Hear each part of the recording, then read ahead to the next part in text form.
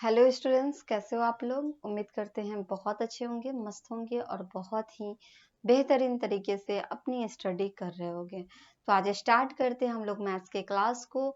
और मैथ्स के क्लास में जो आप लोग का चैप्टर चल रहा है वो चैप्टर कौन सा चल रहा है, तो इनवर्स प्रोपोर्शन का चैप्टर चल रहा है, जिसमें हम आप लोगों को डायरेक्ट एंड इनवर्स प्रोपोर्शन में हम आप लोगों को इनवर्स प्रोपोर्शन स्टार्ट कर चुके हुए थे, है ना। आज की क्लास में हम आप लोगों को एक्सरसाइज स्टार्ट करेंगे जो कि 12 का बी स्टार्ट होने वाला है। चलो देखते हैं 12 के बी में किस टाइप का क्वेश्चन पूछा गया है और उसके क्वेश्चन को आज हम लोग को क्या करना है, सॉल्व करना है। तो आते हैं सबसे पहले हम लोग चैप्टर पे, फिर आ जाएंगे किस पे, एक्सरसाइज पे। तो सबसे पहले यहाँ पे आप लोग देख सकते हो चैप्टर आप लोग का कौन हो जाएगा। चैप्टर जो है ना आप लोग का है इनवर्स प्रोपोर्शन का।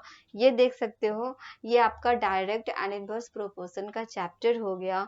और इसमें हम आप लोगों को एक्सरसाइज भी कवर करा चुके थे 12 का ए, है ना। और इनवर्स प्रोपोर्शन भी हम आपको बताए थे कि इनवर्स प्रोपोर्शन के क्वेश्चन को कैसे सॉल्व करना है। यहाँ से आप लोग का एक्सरसाइज स्टार्ट होगा जो कि 12 का बी होगा।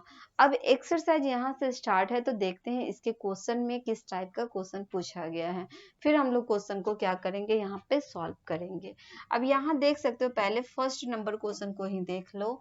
इसमें आपसे ये कह रहा है कि ऑब्जर्व द टेबल को ऑब्जर्व करना है given below and in each case find whether x and y are inversely proportional. आपसे ये कहा गया कि इस टेबल में आपको ये बताना है कि x और y जो है ना इनवर्सली प्रोपोर्शन है, चेक करके बताना है। चलो देखते हैं क्या ये इनवर्सली प्रोपोर्शन है या नहीं है। तो इनवर्सली प्रोपोर्शन के सेंस में हम आपको क्या बताए हैं, x into y equal to क्या हो जाता है, k होता है, मतलब कि कांस्टेंट हो जाता है। ठीक है, क्या होता है, कांस्टेंट होता है। अब एक चीज देखो, यहाँ पे x है, यहाँ पे y है, दोनों को क्या कहा गया है, मल्टीप्लाई करने के लिए। जब यहाँ पे मल्टीप्लाई करेंगे तो 9 6 कितना होता है, 54 हो गया। इसको मल्टीप्लाई करेंगे तो आप देख सकते हो कितना हो जाएगा, 18 3 कितना होता है, 54 होता है, तो यहाँ भी 54 हो गया।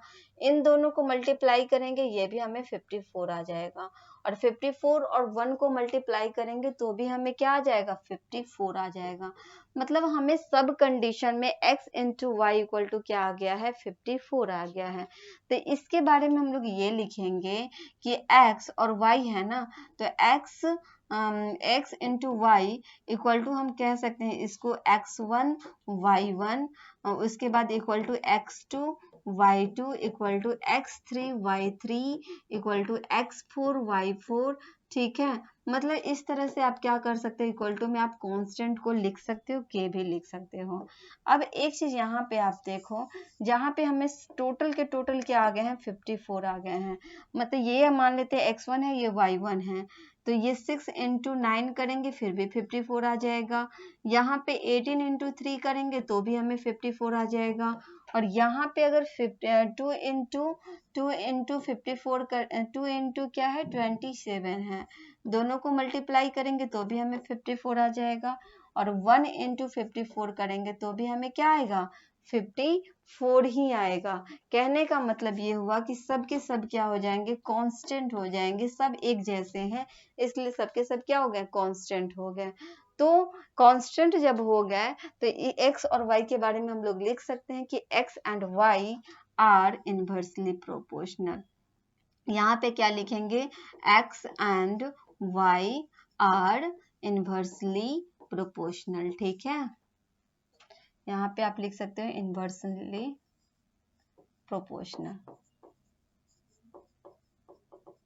ठीक है, तो ये आप लोग का हो गया क्वेश्चन नंबर फर्स्ट का काम कंप्लीट। आते हैं क्वेश्चन नंबर फर्स्ट के सेकंड वाले क्वेश्चन को देखते हैं, इसमें क्या है, इसको भी सॉल्व कर लेते हैं।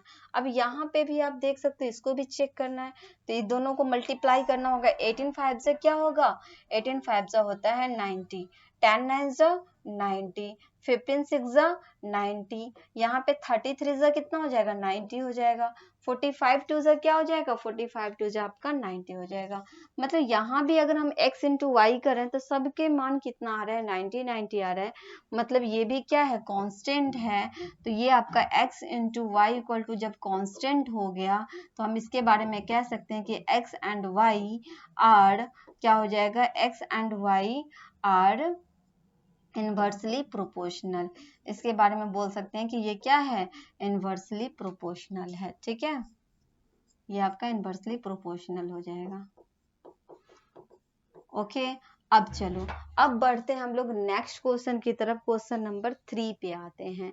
1 के 3 नंबर पे देखो, अब इसको भी चेक करना है कि क्या ये इनवर्सली प्रोपोर्शन है या नहीं है। चलो चेक करते हैं इसके बारे में भी। तीसरे नंबर को देखो, यहाँ पे भी 1 का 3rd नंबर पे आते हैं। अब इसमें अगर चेक करना चाहेंगे तो देख सकते हो 9 4 जा कितना हो जाएगा 36, 12 3 जा कितना हो जाएगा 36, 9 6 जा कितना हो जाएगा 54, 36 1 जा कितना हो जाएगा 36 और 45 2 जा कितना हो जाएगा, यहाँ पे 45 2 जा आपको 90 आ जाएगा। मतलब क्या, हमें ये तीनों जगह 36 आया लेकिन एक जगह 54 दूसरे जगह 90 आ गया। इसका मतलब ये हुआ कि x into y not equal to, मतलब कांस्टेंट के बराबर ये नहीं है, सब एक दूसरे के इक्वल नहीं है। मतलब इसके बारे में हम लोग लिख सकते हैं नॉट कांस्टेंट, वो सब के सब इक्वल नहीं है एक दूसरे के लिए। तो कांस्टेंट जब नहीं है तो क्या करेंगे, इसके लिए हम लोग लिखेंगे x and y are not inversely proportional. ये आपका इनवर्सली प्रोपोर्शनल नहीं है। ठीक है, क्या लिखेंगे, इनवर्सली प्रोपोर्शनल नहीं है। ओके, किसके बारे में लिखेंगे, तो ये आपका 3rd नंबर जो है ना 1 का 3rd नंबर क्वेश्चन, उसके बारे में लिख लेंगे। ओके, चलो बढ़ते हैं अब हम लोग नेक्स्ट क्वेश्चन की तरफ। आते हैं हम लोग किस पे, 2 नंबर क्वेश्चन पे। अब चलो 2 नंबर क्वेश्चन को देखते हैं इसमें क्या कहा गया है। तो 2 नंबर जो आप लोग का क्वेश्चन है ना, इसमें ये कहा जा रहा है आपसे कि if x and y are inversely proportional. इस क्वेश्चन में आपसे ये कहा कि x और y जो है ना, अगर x और y इनवर्सली प्रोपोर्शनल है तो हमसे फाइंड करने के लिए कहा जा रहा है। फाइंड क्या करना है, find the value of x1 x2 y1 y2। मतलब x1 x2 और y1 y2 का वैल्यू हमें क्या करना है, फाइंड करना है। अगर x और y इनवर्सली प्रोपोर्शनल है तो इसके वैल्यू को फाइंड कर दो। चलो बताते हैं कैसे करेंगे सॉल्व। ये आप लोग का 2nd नंबर क्वेश्चन। ठीक है, 2nd नंबर क्वेश्चन को यहाँ पे सॉल्व कर देते हैं। चलो देखते हैं, यहाँ पे आप लोग देख सकते हो ये आपका 2nd नंबर क्वेश्चन है। इसमें आपसे कह रहा है क्या, इनवर्सली प्रोपोर्शनल आपको क्या करना है, सॉल्व करना है उसके उसी के थ्रू, है ना। चलो पहले तो इसको हम यहाँ पे टेबल आपको बना देते हैं। टेबल यहाँ पे बना दिया, जिसमें आपको क्या क्या दे रखा है। इसमें आपको दे रखा है 8 और y1 दे रखा है। यहाँ अगर हम लोग बात करें तो ये है आपका x1 और क्या दे रखा है 4 दे रखा है। और इधर अगर हम लोग बात करें तो 16 और 5 दे रखा है। और यहाँ पे अगर बात करें तो x2 और 2 दे रखा है ना। उसके बाद क्या दे रखा है 80 और क्या दे रखा है यहाँ पे आपको y2 दे रखा है। चलो यहाँ पे अब देखो, अब इसमें हमसे ये कह रहा है कि इसमें हमें क्या करना है, वैल्यू बताना है किसका, तो x1 y1 x2 y2 का वैल्यू। अब एक चीज आप देखो, यहाँ पे सबसे पहले तो हम लोग देख लेते हैं क्या क्या दे रखा है। तो 8 और y1 दे रखा है ना, x1 और 4 दे रखा है, 16 और 5 दे रखा है, x2 और 2 दे रखा है, 80 और ये हम पे क्या दे रखा है y2 दे रखा है। अब इसको कैसे सॉल्व करेंगे, और x और y यहाँ पे आप देखो, अगर x और y इनवर्सली प्रोपोर्शनल है तो x and y are inversely proportional, है ना। इनवर्सली प्रोपोर्शनल के सेंस में क्या करेंगे, सो देख सकते हो इनवर्सली प्रोपोर्शनल। अब देखो इनवर्सली प्रोपोर्शनल के सेंस में हम आपको क्या बताए थे, उसमें हम आपको बताए थे कि x into y equal to क्या हो जाता है, कांस्टेंट होता है, k हो जाता है। ठीक है, अब यहाँ पे हमें क्या करना, सबको यहाँ पे मल्टीप्लाई कर करके देखना है। सबसे पहले इन दोनों को मल्टीप्लाई करते हैं। अगर इन दोनों को मल्टीप्लाई करते हैं तो 8 इंटू क्या हो जाएगा, y1 हो जाएगा। उसके बाद आप देखो अगर इन दोनों को मल्टीप्लाई करेंगे तो x1 इंटू क्या हो जाएगा, 4 हो जाएगा। तो इसको तो आप रहने दो क्योंकि यहाँ पे वेरिएबल है। ठीक है, जो वेरिएबल नहीं होगा उसको यहाँ पे लेंगे। यहाँ पे आप देखो 16 इंटू क्या करेंगे, 5 करेंगे, ये ले सकते हैं क्योंकि ये दोनों क्या है, नंबर में दिया गया है। तो इसको अगर लिखेंगे तो ये हमारा हो जाएगा 16 इंटू क्या लिख सकते हैं, 5 लिख सकते हैं। 8 into y1 equal to 16 into कितना लिख सकते हैं, 5 लिख सकते हैं। अब इसको अगर कैलकुलेट करना चाहें तो यहाँ से अगर हम लोग y1 फाइंड करेंगे तो y1 इक्वल टू क्या हो जाएगा, 16 इंटू 5 बाई हम लोग क्या करेंगे, ये 8 को यहाँ पे भेज देंगे क्योंकि यहाँ पे क्या है, मल्टीप्लाई में है, तो इधर आके आपका डिवाइड में हो जाएगा। यहाँ पे क्या कर सकते हैं, 8 को यहाँ पे भेज सकते हैं। अब 8 से इसको काटेंगे, 8 2 जा हो जाएगा 16 और y1 इक्वल टू हमें पता है कि y1 इक्वल टू क्या हो जाएगा, 5 2 जा 10 हो जाएगा। तो y1 तो हमने यहाँ पे फाइंड कर लिए। अब बात करते हैं यहाँ पे हमारा x1 है, तो चलो x1 को भी फाइंड करते हैं। इसको अगर फाइंड करेंगे तो देख सकते हो x1 इंटू क्या हो जाएगा, 4 इक्वल हम लोग क्या कर सकते हैं, 16 इंटू 5 करेंगे। ठीक है, x1 इंटू 4 इक्वल टू क्या करेंगे, 16 इंटू 5 करेंगे क्योंकि ये आपका वेरिएबल नहीं है, तो 16 इंटू क्या हो जाएगा, 5 हो जाएगा। अब देख सकते हो x1 अगर फाइंड करेंगे तो x1 इक्वल टू हो जाएगा 16 इंटू 5 बाई क्या कर देंगे, 4 कर देंगे। यहाँ से अगर x1 फाइंड करेंगे तो x1 इक्वल टू आ जाएगा 4 4 जा होता है 16 5 4 जा कितना हो गया, 20 हो गया। मतलब क्या, हमने यहाँ से x1 को भी फाइंड कर चुके हैं। अब अगर हम लोग बात करें x2 की तो चलो x2 भी फाइंड कर लेते हैं। तो यहाँ पे आप देख सकते हैं x2 में क्या है, तो यहाँ पे आपका x2 और इंटू क्या है, इंटू आपका हो जाएगा 2। ओके, इधर करेंगे 16 इंटू कितना हो जाएगा, 5 हो जाएगा। अब देखो यहाँ से अगर x2 फाइंड करेंगे तो x2 इक्वल टू हो जाएगा 16 इंटू 5 और बाई क्या लिखेंगे, बाई यहाँ पे 2 लिखेंगे क्योंकि 2 यहाँ पे मल्टीप्लाई में है। जब इक्वल के दूसरे साइड भेजोगे तो आपका ये डिवाइड में हो जाएगा, तो यहाँ पे 2 कर देंगे। 2 8 जा कितना होता है, 2 8 जा आपका 16 होता है। तो x2 इक्वल टू हो जाएगा 8 5 जा कितना, 40 हो गया। मतलब क्या, यहाँ पे आप देखो x1 x2 और y1 भी हमने फाइंड कर लिए और क्या बाकी रह गया है, तो और आपका हो गया है y2 भी फाइंड करने के लिए, है ना। y2 भी बच गया फाइंड करने के लिए। चलो यहाँ पे कर देते हैं फाइंड हम आपको y2 को यहाँ पे फाइंड कर देते हैं। यहाँ पे देख सकते हो। अब y2 जब हमें फाइंड करना है तो y2 वाले में देखो 80 इंटू क्या करेंगे, 80 इंटू y2 हो जाएगा इक्वल टू अगर हम लोग कर लें तो यहाँ पे आपका हो जाएगा 16 इंटू कितना, 5 हो जाएगा। अब y2 अगर हम लोग लिखें तो y2 इक्वल टू हो जाएगा 16 इंटू 5 बाई क्या हो जाएगा, बाई आपको 80 आ जाएगा। ठीक है, बाई क्या लिखेंगे, 80 लिखेंगे क्योंकि यहाँ पे ये मल्टीप्लाई में इधर आके क्या हो जाएगा, डिवाइड में हो जाएगा। अब देखो 16 से काटेंगे 65 जा कितना हो जाएगा 80, 5 से काटेंगे 5 1 जा 5, मतलब हमें y2 इक्वल टू कितना आ गया, 1 आ गया। यहाँ पे कुछ नहीं बचा हुआ है, मतलब ये आपका 1 है। तो हमने यहाँ से y2 भी फाइंड कर लिए। तो फाइंड करने के बाद हमको सारा आंसर क्या आ गया है, चलो बताते हैं यहाँ पे हम आप लोगों को। यहाँ पे हमने यहाँ से x1 फाइंड किया, यहाँ पे x2 फाइंड कर लिया और यहाँ पे y1 फाइंड कर लिया और यहाँ पे क्या, y2 को भी फाइंड कर चुके हैं। ठीक है, इसमें हमसे यही कहा गया था फाइंड करने के लिए, सारे के सारे नंबर आपके फाइंड हो गए हैं। x1 आपको देख सकते हो, x2 भी हो गया, y1 हो गया, y2 हो गया। तो ये सारे आपको इसका आंसर हो गया है। ठीक है, ये सब क्या हो गया, इसके आंसर हो गया, जो कि क्वेश्चन नंबर आपका कौन था, 2 था, जो कि यहाँ पे कंप्लीट हो चुका है। चलो बढ़ते हैं अब हम लोग नेक्स्ट क्वेश्चन की तरफ। क्वेश्चन नंबर 3 पे आ जाते हैं। अब 3 नंबर क्वेश्चन में यहाँ पे चलो सॉल्व करना देख लेते हैं इसको भी। 3 नंबर क्वेश्चन में देखो क्या पूछा गया, 3 नंबर क्वेश्चन को भी देख लेते हैं एक बार। यहाँ पे आपसे ये कह रहा है क्या कि if 35 men can dig a pond in 8 days, मतलब क्या 35 men मिलकर के क्या करते हैं, वो 8 डे में एक पॉन्ड को डिग करते हैं। डिग मतलब कि खोदना, है ना। किसी भी चीज को जब हम खोदते हैं, जैसे कि मान लो कि उसने पॉन्ड को यहाँ पे खोदा, तो पॉन्ड को जब वो खोदते हैं तो वो 8 डे में क्या करते हैं, कंप्लीट कर लेते हैं। कौन?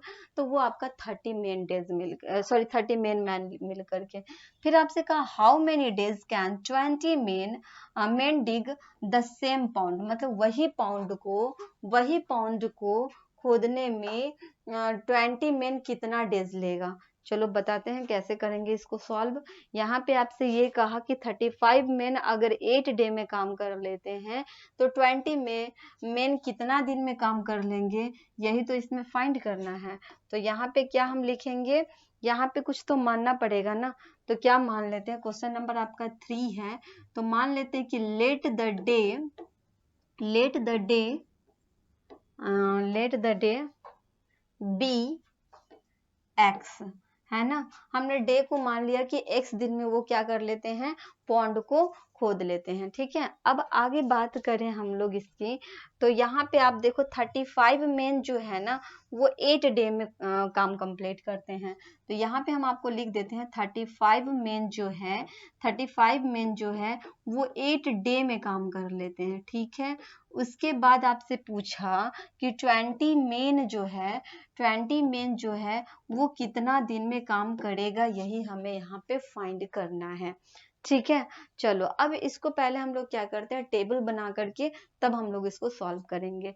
पहले अगर इसको टेबल अगर हम लोग बना लें तो देख सकते हो यहाँ पे क्या कर देते हैं, यहाँ पे आपका मेन लिख देते हैं, जितना मेन होगा वो हो जाएगा, और यहाँ पे हम आपको डे लिख देते हैं।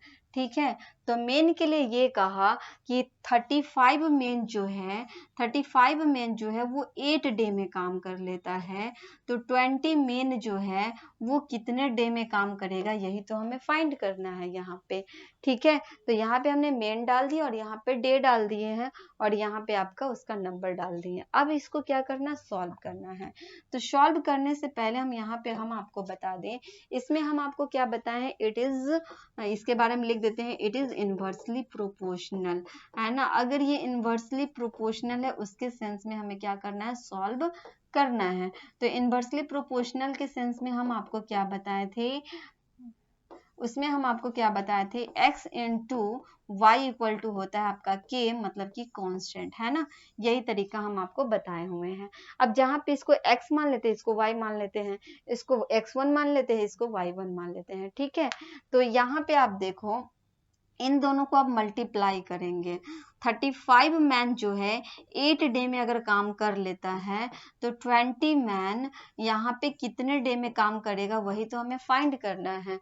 ठीक है, तो यहाँ पे वाट की जगह एक्स कर देते हैं ना, यहाँ पे हमने तो यहाँ पे मान चुके हैं ना एक्स, तो यहाँ पे हम आपको एक्स से कर देते हैं। ठीक है, यहाँ पे आप देखो ये एक्स हो जाएगा। ओके, तो यहाँ पे हमने क्या किया, एक्स डे में काम कर लिया। ठीक है, 35 मैन अगर 8 डे में काम करते हैं तो 20 मैन कितने डे में काम करना है, यही तो हमें यहाँ पे फाइंड करना है। अब आप देखो, अब यहाँ पे आप एक चीज देखो, अगर ये दोनों मल्टीप्लाई में है, इक्वल के इस साइड भेजेंगे क्या हो जाएगा, डिवाइड में आ जाएगा। तो यहाँ पे आपका हो जाएगा x इक्वल टू क्या होगा, 35 इंटू क्या लिखेंगे, 8 लिखेंगे, और बाई अगर हम लोग करना चाहेंगे तो यहाँ पे 20 कर सकते हैं। ठीक है, अब चलो इसको अगर हम लोग काटेंगे तो आप देख सकते हो कितना से कट जाएगा, ये आपका 4 से काटेंगे, 4 5 से 20, 4 2 से 8, और 5 7 से कितना होता है, 35 हो गया। मतलब क्या, आपको x इक्वल टू आ जाएगा 14, है ना। x इक्वल टू क्या आ गया, 14 डेज आ गया। कहने का मतलब ये हुआ कि 20 मैन जो है ना, 20 मैन कितना डे में कर लेगा, 14 डे में कर लेगा। अब एक चीज आप देखो, अब इसमें आपको एक चीज सोचने की बात है कि क्या ये सही में इनवर्सली प्रोपोर्शनल का क्वेश्चन है या नहीं। तो इनवर्सली प्रोपोर्शनल में हम आपको क्या बताए थे, उसमें हम आपको बताए थे कि एक अगर इंक्रीज करता है तो दूसरा क्या करता है, डिक्रीज करता है। मतलब क्या, यहाँ पे आप देखो मैन हमारा क्या हो रहा है, मैन यहाँ पे डिक्रीज कर रहा है ना। मैन यहाँ पे 35 था, अब 20 हो गया, मतलब मैन यहाँ पे हम डिक्रीज कर रहे हैं। और डे हमारा क्या हो रहा है, पहले 8 डे होता था, अब 14 डेज होने लगा, है ना। पहले काम क्या होता था, 8 डेज में काम कंप्लीट हो जाता था, लेकिन अब 14 डेज में काम कंप्लीट हो रहा है। मतलब आप देखो डे आपका क्या हो रहा है, इंक्रीज हो रहा है। जब मैन को आप डिक्रीज कर रहे हो तो डे आपको क्या हो रहा है, यहाँ पे इंक्रीज हो रहा है। तो इसका मतलब ये हुआ कि ये आपका इन्वर्सली प्रोपोर्शन का क्वेश्चन होगा, क्योंकि हम आपको बता ही चुके हैं कि अगर एक इंक्रीज करेगा तो दूसरा डिक्रीज करेगा। ओके, तो अब मिलते हैं नेक्स्ट क्लास में, तब तक के लिए बाय एंड थैंक यू।